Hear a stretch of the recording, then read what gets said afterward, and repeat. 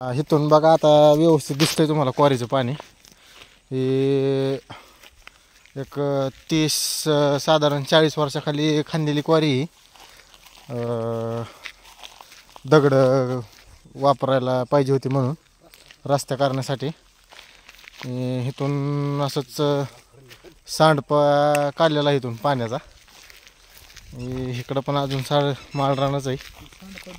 तर थोडं तुम्हाला दाखवतोच मी आता. आपण आता केळीच्या बागेकडे चाललोय. बघा ही आपला कांदा आहे आणि कांदा हे पेरलेला आहे. नका ही कुत्री कांद्यात सगळं वाटोळं करतात. ही कुठं कुठं पालक आपलं घरी खायला केलेला आहे. ही जी एक प्लॉट आहे ही केळी लावली. ही केळी बघू शकता तुम्ही जवळून. पण आता एवढी झाली साधारण 1 महिना झालेला आहे केळीला. अशी पूर्ण केळीची बाग दिसते. ही केळीची व्हरायटी ही मायक्रोसन आहे. आणि पहिला ह्यात कांदा होता त्यामुळे असं कांद्याची पात वगैरे दिसते तुम्हाला. बघू शकता केळी अशी आलेली आपली. साधारण 1 महिना होऊन गेलेला आहे आता. हिला 3 ड्रिचिंग केलेलं आहे. त्या आता 4थी ड्रिचिंग करायची.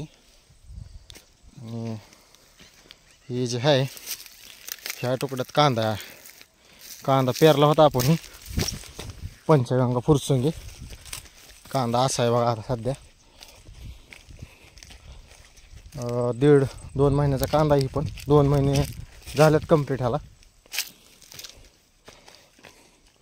ह्या इकडे जरा पातळ आलाय पण ह्या इकडे जरा चांगला मोठा झाला आहे आता कांदा. तुम्हाला पात जर बघायची म्हणलं ही कांद्याची पात एकदम नंबर 1 आलेली. ही कांद्याची पात आहे. आणि हो काही आता आपल्या रानात आंब्याची झाड आहे ती 2. ही 2 झाड आहेत बघा मोठी लट. तौर लागला आता आंब्याला फुल. बघू शकता तुम्ही किती तौर आहे. उन्हाळ्यात आता मस्तपैकी गोलीगत खायला भेटतंय आता आपल्याला. ही कांदा केळी आणि इकडं सगळा ऊस आहे.